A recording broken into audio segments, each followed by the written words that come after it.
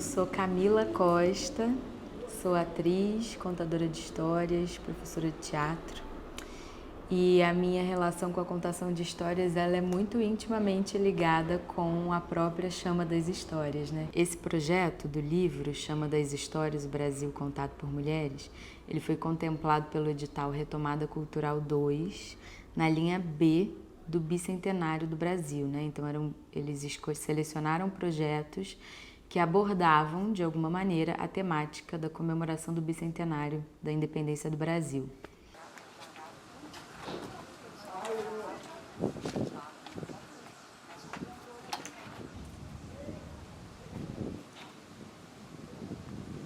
Tinha sido mãe recentemente, e isso moveu muitas coisas na minha vida, assim, em termos artísticos. Tinha alguma coisa em mim que nasceu ali junto com, né, germinou junto com a Serena dentro de mim, que eu precisava colocar para fora e não sabia exatamente quais eram os caminhos. E quando eu descobri as histórias, eu percebi que elas estavam dizendo muitas das coisas que eu sentia, queria colocar no mundo e não tinha palavras minhas próprias. Então aquelas palavras foram virando as minhas palavras. Eu resolvi reunir mulheres para contar e ouvir histórias. O projeto nasceu dentro de casa, em muitas conversas com o Ricardo, né? Como fazer, aonde fazer, quem convidar. Eu sou Ricardo Gadelha, compartilho a minha vida com a Camila. A gente é parceiro de trabalho aqui na Chama das Histórias, mas a gente também é parceiro de vida, a gente tem uma filha junto. Eu cheguei no projeto Chama das Histórias mais ou menos no mesmo momento em que esse projeto chegou nas nossas vidas. Chegou como ideia, chegou como um desejo. As primeiras narradoras que chegaram, né, para a Chama, algumas eram da minha turma da pós, outras eu assisti, conheci no Rio 2001 Histórias e fui convidando. Eu conheci a Camila numa roda de histórias. Eu lembro que eu contei uma história que me acompanha há muito tempo e ela chegou, se apresentou e falou que estava querendo fazer uma grande roda de mulheres com palavras, de palavras, para as palavras.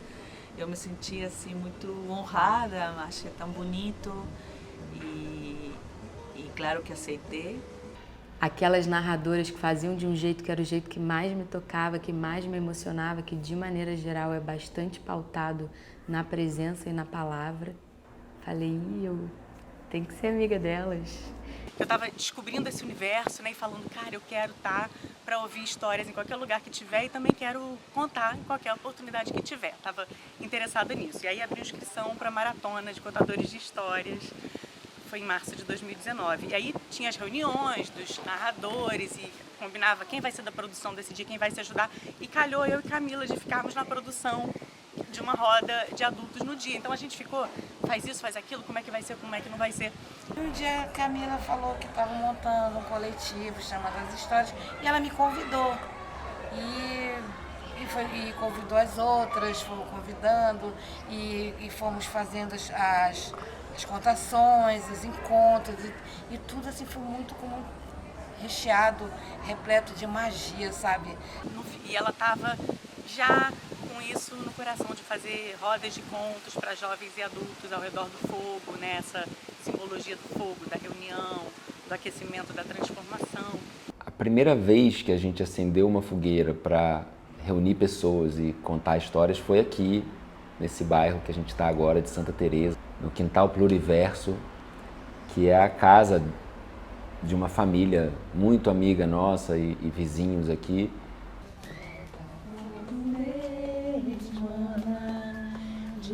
Éramos eu, Rita, Rosana, Emiliana, Gisele, Ana Amor e Lúcia. Essa primeira edição da Chama tem uma coisa muito especial, que assim, foi tudo muito amador, no melhor sentido dessa palavra. Assim.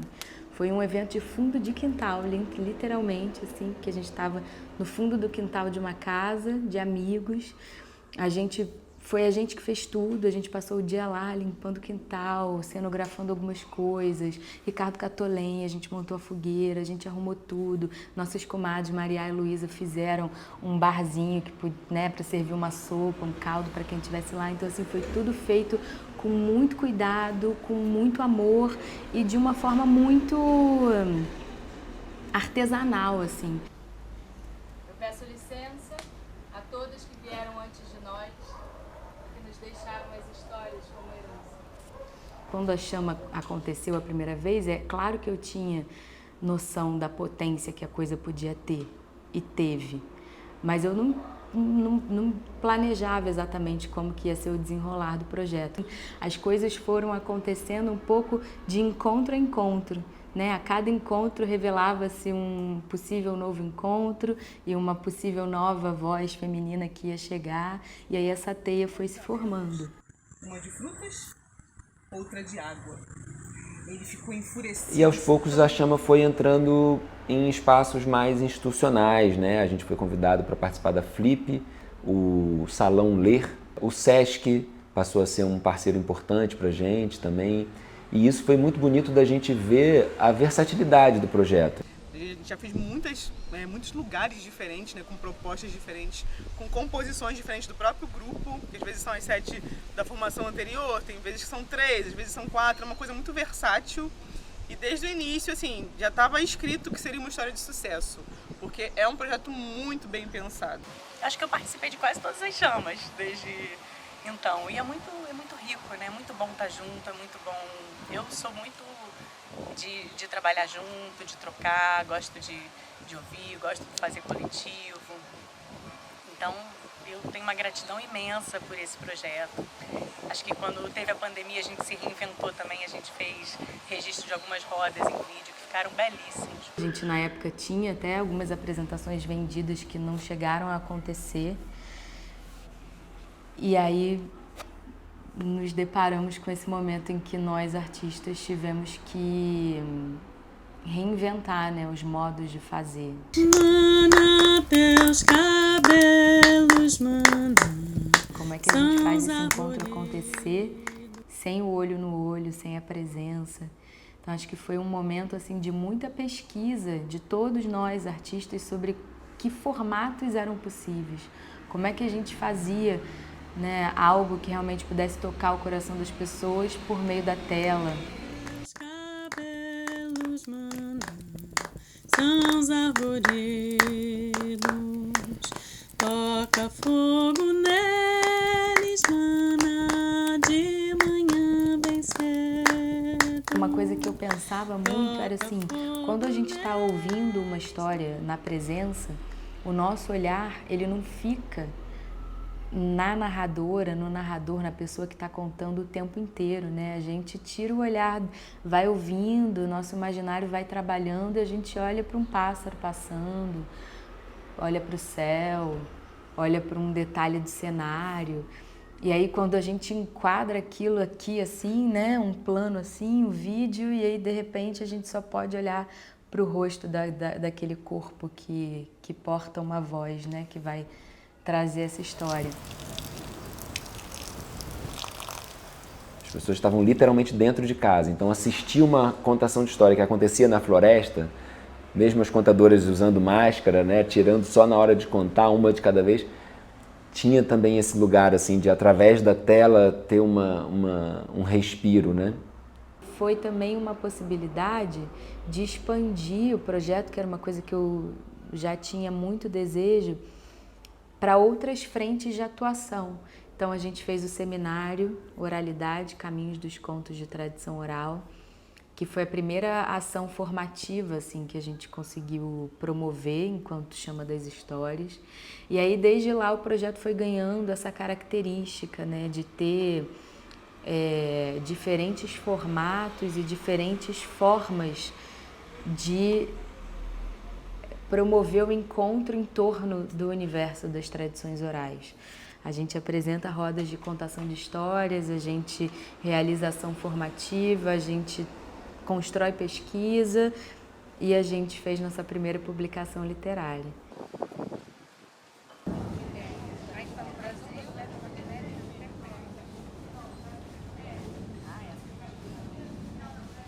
Boa noite, gente. Sejam muito bem-vindas, bem-vindos, bem-vindos à Chama das Histórias.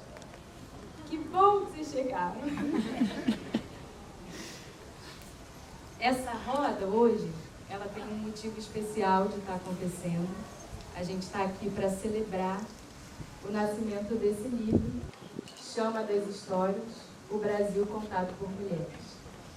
Eu estou pensando entre o Espelho Mágico e alguma história de diabo, que eu gosto muito de história de diabo. Estou entre Coco Verde e Melancia, mas a que eu estava mais querendo contar mesmo é aquela história que eu já contei milhões de vezes, que é a Lenda do Beija-Flor.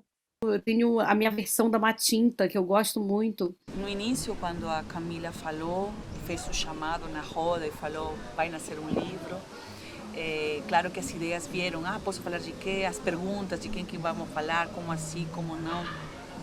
É engraçado, porque no meu caso, por exemplo, era o bicentenário, não? No meu caso, assim, era a temática. Eu falava, gente, mas eu sou peruana, posso? Tudo bem? E não era o caso, claro que sim. Até chegar, né, na concretização do livro, nós tivemos várias reuniões, né? Várias reuniões online, principalmente, porque tem pessoas que têm outra cidade, né? Somos 10 mulheres, 10 cabeças pensando, 10 contos diferentes. E essa proposta, né, que veio da Camila, gente, vamos fazer nosso livro, agora vai sair nosso livro, vocês podem escolher o conto de vocês. Aí, cada reunião, né, a gente tinha um trabalho diferente, um trabalho de pesquisa, um trabalho de sensibilização. Vieram convidados conversar com a gente, trazer mais elementos, né, para essa feitura desse livro, esse caminho, esse traçar, essa trama toda. Tivemos essas referências todas para despertar, né, as nossas palavras. Somos 13 mulheres envolvidas na escrita do livro, 10 narradoras autoras, mais a Aurita Tabajara, que escreveu o prefácio, que chegou agora, o primeiro projeto que ela faz com a gente, Ana Gibson, que facilitou junto com a Juliana Franklin, que é uma das autoras, um encontro em que a gente estudou um pouco sobre pesquisa e escrita dos contos de tradição oral, né? Elas têm uma bagagem, uma pesquisa muito profunda nesse campo. Então teve a Ana e tivemos também a Tatiana Henrique, que escreveu o texto de orelha do livro. Primeiramente, é uma alegria estar aqui junto com tantas mulheres talentosas e criativas, né? E vocês foram convidadas, né, pela Chama de Histórias para cada uma reescrever um conto da tradição oral brasileira, né? E eu e a Ju, a gente foi convidada hoje para dividir com vocês um pouquinho do nosso processo, né, de reconto dos contos da tradição oral. E quem sabe, né, durante essa conversa, a gente pode ajudar a lançar, né, uma chama nesse processo de escrita. Esse livro que a gente está criando juntas, né, da Chama, tem uma especificidade que é a pluralidade, que é cada uma tem o seu processo, que pode ser, né, do oral para o escrito, do escrito para o oral, ou tantas variações para cada processo criativo de uma história sendo tão único, né, e tão orgânico, mas tem uma coisa que a gente conversou e que talvez seja importante nós juntas aqui podemos lembrar e conversar. Quando a gente está contando uma história, a gente está defendendo essa história. Então a gente teve 4 encontros. O primeiro deles foi uma roda de conversa com a Aurita Tabajara, que escreveu também o nosso prefácio, em que ela conversou com a gente sobre o bicentenário e o pensamento originário. O segundo encontro foi mediado pela Ana Gibson e pela Juliana Franklin, que também é uma das autoras do livro, e elas nos conduziram numa vivência sobre estudo, pesquisa e escrita dos contos de tradição oral, porque era isso que a gente estava fazendo, né? Buscando referências para construir a nossa versão de um conto tradicional. O terceiro encontro foi mediado pela Júlia Grilo, que também é uma das autoras, e ela nos conduziu numa vivência de aproximação sensível dos contos. E a gente teve um último encontro, que foi um encontro mais aberto, onde a gente pôde conversar e falar livremente, cada uma sobre o seu processo, em que momento estava, como tinha sido, as expectativas, as dificuldades, os desafios. Então, assim, era importante para mim que mesmo a escrita sendo um processo individual, né, cada uma entregou a sua história, ainda assim eu queria que a gente pudesse resguardar isso que é a natureza do projeto, que é a troca, que é o encontro, e que uma construção coletiva e uma produção artística em rede, né, em rede feminina de construção coletiva. E também um espaço de pesquisa. Para quem conta e para quem escreve, parar é essencial. Parar e contemplar, parar e reparar, parar, deixar o texto ali quietinho, descansando, para depois de um tempo reescrever esse texto. E uma pergunta importante, né, para a gente se fazer é por que eu escolhi a história que eu escolhi, né? Por que eu sinto que essa história deve ser contada? Por que é importante contar essa história? O que essa história tem para mim? E o que eu tenho para essa história? Como é que essa história se conecta com a minha história? No processo de me aproximar e de fazer essa história minha, para eu poder contá-la, eu preciso ir pela sensibilidade, pela sensitividade, pela sensualidade, às vezes, pelo sensível. A gente se lembrou também de uma frase do Sotigui Koyate que a gente gosta muito, que ele diz que tudo pode nos separar, só a sensibilidade pode nos unir. Ouvir, ler vozes femininas recontando contos da tradição oral brasileira, vozes femininas que durante tanto tempo foram silenciadas, né? Ouvir essas vozes contando histórias de povos que também foram silenciados é um ato de reparação mais do que urgente nos dias que a gente está vivendo. O livro vem exatamente, ele nasce querendo trazer uma pergunta, né? Ele nasce para responder uma questão. Bicentenário da Independência, independência para quem? Feita por quem? Quem são as heroínas e os heróis dessa história? Quem é que conta? Que vozes contam a história do Brasil? Então, mais do que construir um livro que fosse abordar a temática do Bicentenário da Independência a partir da narrativa hegemônica, a ideia do livro é justamente tirar de cena uma certa história que vem sendo contada e trazer para o protagonismo outras vozes, outras histórias, né? Por meio da tradição oral, dessas histórias que vivem, né? Em outros sujeitos que muitas vezes não estão protagonizando essa história hegemônica. O povo tabajara hoje está localizado em 3 estados, Ceará, Piauí e Paraíba. São povos tabajara, mas com culturas e tradições diferentes, né? Por conta do estado que muda, por conta da região que muda. Então, a gente precisa também entender que são culturas indígenas, né? E não há cultura indígena. Há 522 anos, a gente vem tentando sobreviver sem deixar de ser quem nós somos. Eu tenho, assim, a impressão de que as pessoas, assim, muitas pessoas acham bonito a nossa cultura, querem dançar um toré junto com a gente, mas não respeitam como deve, não respeitam como deve ser, sabe?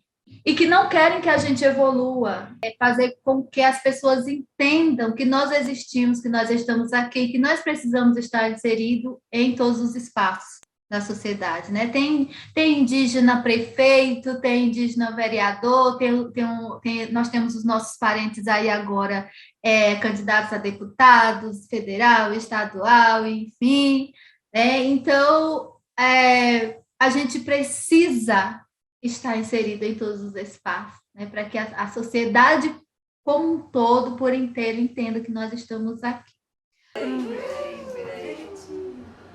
Posso abrir? Posso abrir? esse é um livro. Eu desenhar, assim como na pandemia eu fui me olhar mais assim para dentro e a escrever mais minhas histórias, me empurrar mais a escrita, o desenho também ficou mais forte. Na verdade, tudo que era com as mãos, e o desenho sempre estava meio que guardadinho, aí comecei a me apoiar mais. Como que você fez o da Rosana? Você De olho. De olho. Que legal, Eu fiz de cara. olho. A capa do livro foi um desenho que a Rosana fez durante um encontro que a Júlia Grilo estava conduzindo, que era esse encontro de aproximação sensível dos contos. A Rosana fez um desenho, esse desenho chamou muito a atenção da Marcela, a Marcela bordou esse desenho.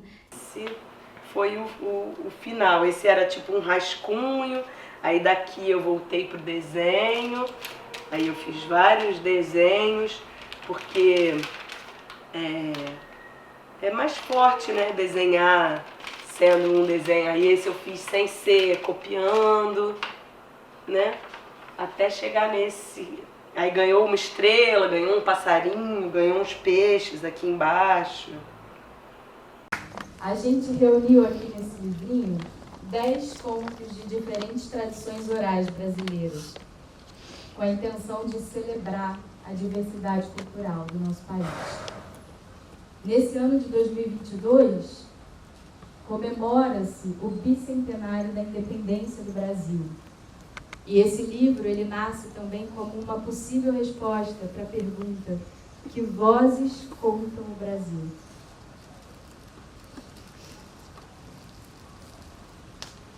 O livro é dedicado à memória de Marielle Franco, porque seria impossível ouvir um Brasil contado por mulheres que não se lembrasse do legado dessa mulher que foi e continua sendo Marielle Franco.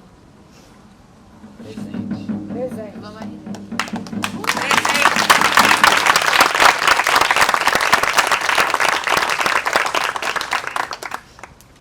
Araruna basare de canre, araru mandare wasare, ae ore mamaya mandare wasare, ae ore mamaya.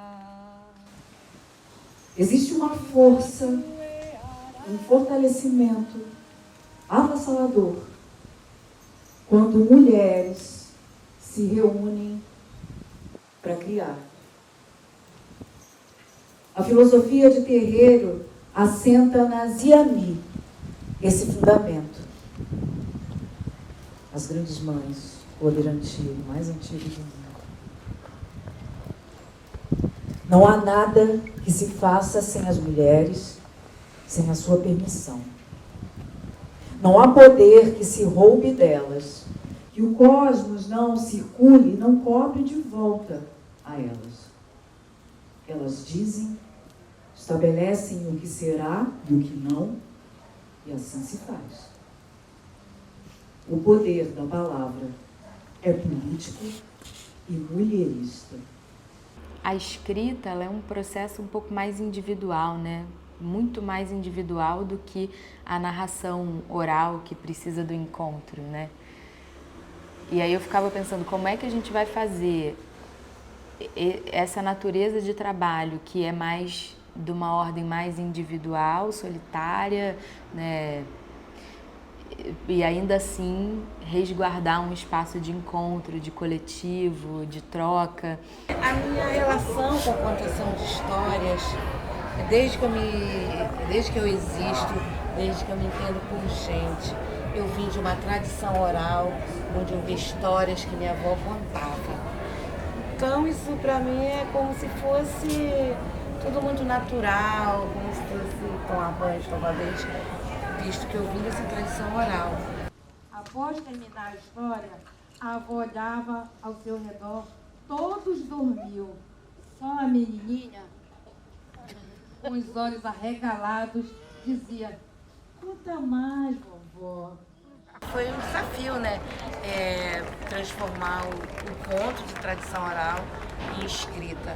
Foi um processo assim muito rico, muito interessante, gratificante. É um grande privilégio a gente poder emprestar a nossa voz, conhecer uma história que eu quero contar e emprestar a minha voz e ter essa voz, ou no nosso caso aqui agora, a nossa palavra escrita, para contar essa história e entregar essa história para quem vai nos ouvir, nos ler, né? E, na mesma medida em que é um grande privilégio, é uma grande responsabilidade. Talvez a gente, como conhecendo as questões da história, a gente possa ajudar a sustentar essa história e a abrir outras perguntas, e não a encerrar o olhar sobre elas, né? Como que essas palavras me impactam, como que elas me marcam, chegam em mim, e quais são as palavras que eu vou escolher. Isso aqui é íntimo, isso aqui é interno, é bastidores, é processo, né? Meu com a história. Essa história vai estar num livro, num papel ali 2D. Quais são as palavras que eu vou escolher e como? E aí eu pensei assim que as palavras são, de fato, um superpoder. As palavras são um superpoder. Essa história eu conheci num livro e conto ela oralmente, né? E aí eu fui hoje até para o nosso encontro, antes de começar, peguei o livro do Daniel Munduruku para reler essa versão dele, e como tem outras 1001 imagens na história que eu conto, que já não é mais essa daqui. É ela, mas não é mais. Porque é muito cheia das minhas imagens internas. E aí eu comecei a entrar numa certa crise, assim, de, caramba, eu vou escrever. Porque elas mudam também. Elas renascem, né, com cada vez que eu conto e tal. E, de alguma maneira, escrever é fixar, né? É aprisionar essas imagens numa forma.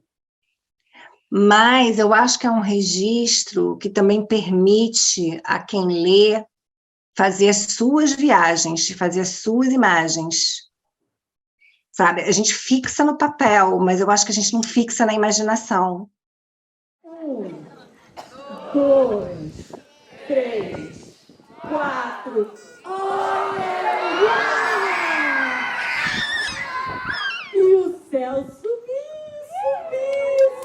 Escrever fica registrado, né? Mas eu entendi que também aquilo era eu ser honesta com esse conto naquele momento. Então, provavelmente para mim ele ainda vai continuar se transformando, mas naquele momento em que você tem um tamanho para cumprir um prazo, eu escolhi contar assim, e escolhi contar uma versão muito próxima de folcloristas brasileiros, que é diferente de outras versões que eu gosto, das 1001 Noites, mas que são imensas, mais ainda, gigantes. Eu falei, não, esse que é um tamanho que eu acho que eu consigo contar, então eu escolhi assim.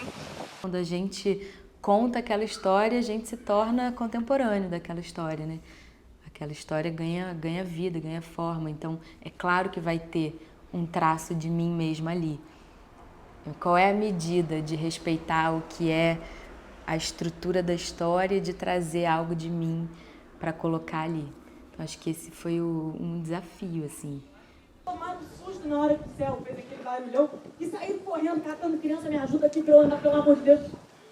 Quando chegaram lá fora, eles espreguiçaram. Ai, pela primeira vez na vida.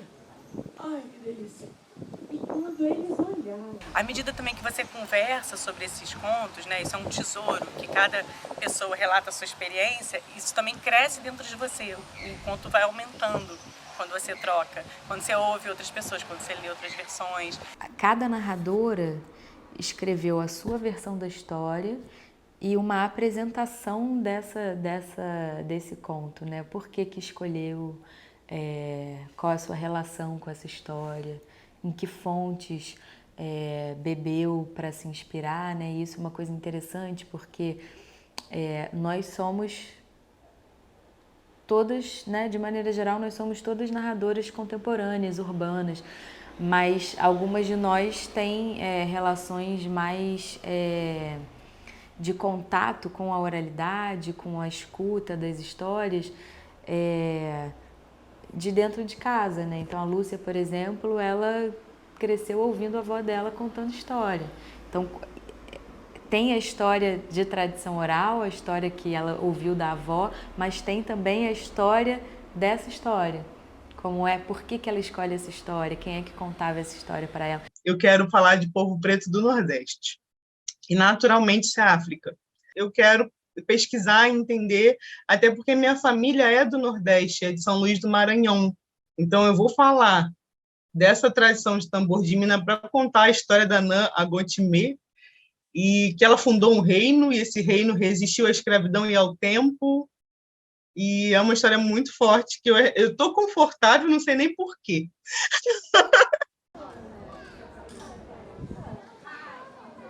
Uma senhora, lá em São Sebastião da Boa Vista, onde eu morei, minha primeira infância, né? E o apelido dela era Velha Joca da Borracha. Velha Joca da Borracha não é matintoso isso? Claro, e ela era magrinha, sequinha. E depois de um tempo não tinha mais dente também. E além disso, eu tinha muita ruga. Aí assim, sem ruga, e não falava com ninguém. Não dava muito papo, ficava sozinha na casa dela. Quietinha, a gente lá de longe. A gente via ela assim, ó. Na redinha dela deitada, se embalando. E eu morava lá na São Sebastião da Boa Vista, no arquipélago do Marajó, onde não tinha luz elétrica, só tinha lamparina, só tinha luz de velas, né? Lampião, candeeiro. E a gente morria de medo de ouvir aqueles sons dos pássaros noturnos, das aves, daqueles animais, sapo e tudo. Eu escolhi essa história porque ela está dentro de mim. A história ela fala em mim, a Matinta Pereira mora em mim, ela faz parte da minha pele, do meu sangue. Matinta, quer fogo?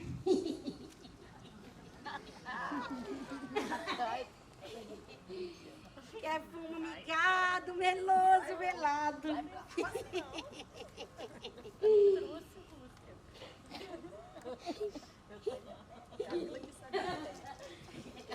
E dei muito sumo, Torquato não pita nem mais que lixeira.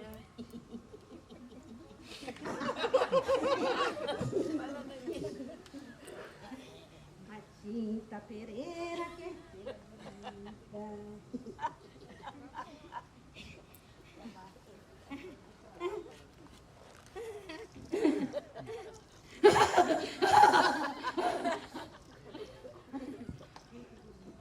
Eu escutei essas histórias das minhas tias e hoje, já sem a presença física delas, eu busquei através de pesquisas. Foi bem na pesquisa da internet mesmo. Eu não tive assim, facilidade de encontrar registros escritos. E aí eu penso, como que a tradição oral ela pode se perder se a gente não prende ela no papel? Falei, acho que agora é a hora da Nã Agotimê estar aqui na Chama das Histórias, que é um projeto que está vivo, que essa chama está acesa. E aí eu trago um pouco das minhas tias falando e muito dessas pesquisas que eu fiz recentemente, nesse ano de 2022. A busca por referências em tradição oral, ela nem sempre é farta, né? É um nicho da literatura não tão divulgado, não tão reconhecido como conhecimento, como sabedoria, né? Então acho que esse livro ele cumpre um papel muito importante, que é de disponibilizar um repertório de 10 contos. O livro tem bibliografia, então assim, as pessoas podem, a partir do livro, ir também consultar as fontes em que a gente pesquisou. Isso é uma coisa bem importante. Para quem pesquisa a tradição oral, para quem pesquisa essas histórias, é sempre importante ter acesso a essa bibliografia. Eu vim preparada para escutar as minhas irmãs, quero ouvi-las com uma escuta atenta, presença absoluta. Que esse é o convite da Chama das Histórias, que a gente faça uma pausa do mundo e se entregue a essas narrativas, porque a gente nunca sai igual. A Chama ela propõe um exercício de escuta, né? De você ir lá e ouvir narrativas que são tão antigas, né? Tão plurais e tão complexas, muito simples, são só histórias, mas cada uma delas assim guarda símbolos, guarda metáforas, guarda mensagens. A arte de contar histórias é a arte urgente do encontro, né? É contar história, contar história. Contar história que tá junto para contar história. Para quê? Para escutar, para a gente se ouvir.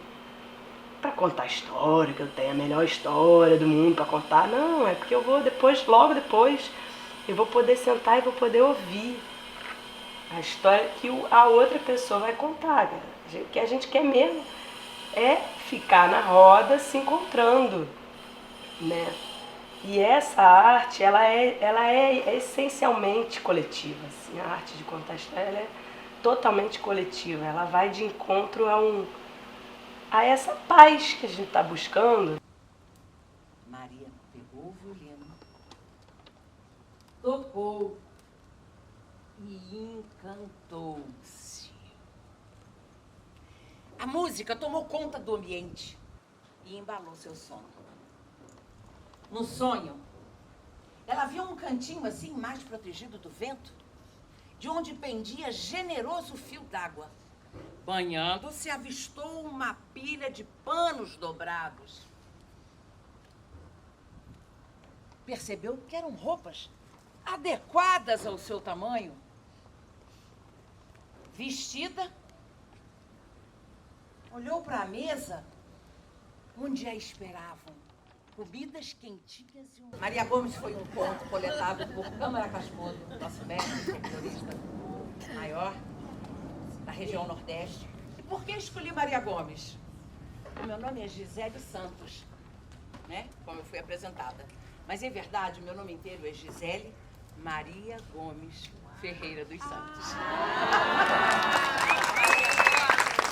Por isso eu escolhi essa história, né? A protagonista é minha xará. E, no livro, a história chama-se José, que era Maria. A gente faz tudo a gente faz para poder se encontrar nesse dia. E eu acho que eu fiquei muito feliz. Acho que foi um encontro verdadeiro, assim. A Daniela D'Andrea, que é uma narradora também que eu admiro muito, ela falou uma coisa que eu achei muito bonita, que ela disse: quando o encontro é bom, a gente se lembra do melhor de todas nós, né? A gente passou o dia, pena que não tinha câmera, entendeu? Passou o dia catando lenha, na véspera choveu, aí eu fiquei esperando o sol sair no dia seguinte para secar a lenha, porque senão a lenha úmida causa muita fumaça. Foi a primeira roda, né? Assim, depois da vacina, né? Foi a primeira roda presencial que a gente pôde realizar, então tinha esse gostinho assim, de retomada, de reencontrar as pessoas. Isso que é lindo, assim, contar a história junto, no fogo. Não porque, poxa, fazia-se assim, então, hoje não se faz mais. Aí tem uma palavra que eu detesto, resgate. Não tem nada a ver com resgate. Tem a ver com atualização de gesto necessário.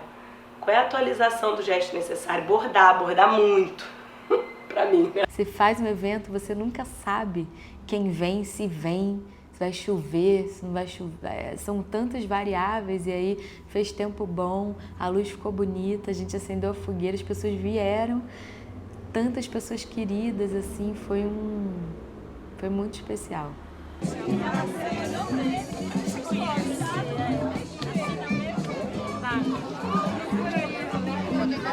Um admirador depois. Cadê a Júlia? Vem autoritária, autografa. E ela estava apaixonada. Essa caneta, na verdade, já vai que eu peguei na mala dele. Que esse livro abra muitas portas para todas nós, que ele chegue a muitas pessoas, que as pessoas se emocionem com ele, que ele toque os corações, que ele nos lembre do melhor de todas nós, que ele nos lembre do que a gente pode ser. A Chama das Histórias é um grande encontro mesmo, assim. Para mim, é encontrar com essa criança que, com 2, 3 anos de idade, catava graveto por onde andava, entende? É um encontro com essa prática muito ancestral de ficar em volta da fogueira, né? É um encontro com uma paixão minha, que são as pessoas, que são, né, as pessoas consumindo arte, consumindo cultura, né? Então, eu só agradeço, porque é né, muitas camadas de coisas que eu gosto reunidas. Vai,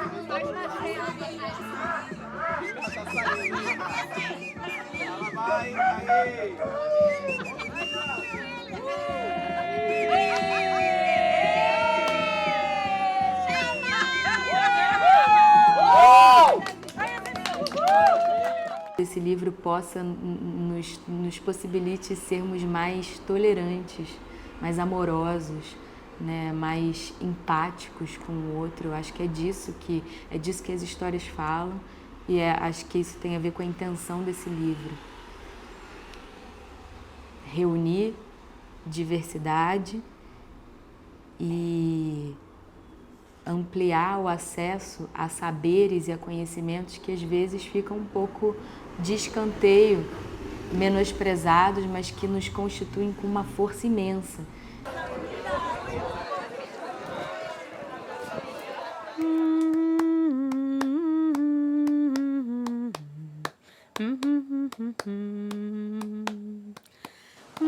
Cada vez que uma história é contada em voz alta, a vida é recriada. Quando ouvimos uma história, é diretamente ao nosso espírito que essa qualidade de palavra se dirige. E para que o espírito possa viajar em segurança, é preciso manter o corpo aquecido. Para isso, alimenta-se o fogo. A chama que queima a madeira nos lembra também sobre o mistério que habita em tudo que vive. Mana, teus cabelos, mana, são os arvoredos. Mana, teus cabelos, mana, são os arvoredos. Toca fogo neles, mana, de manhã bem cedo. Toca fogo neles, mana, de manhã bem cedo. Mana, teus cabelos, mana, são os arvoredos. Mana, teus cabelos, mana, são os arvoredos.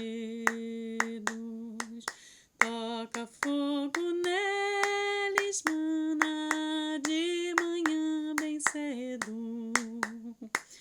Toca fogo neles, mana, de manhã bem cedo. Mana, teus cabelos, mana, são os arvoredos. Mana, teus cabelos, mana, são os arvoredos.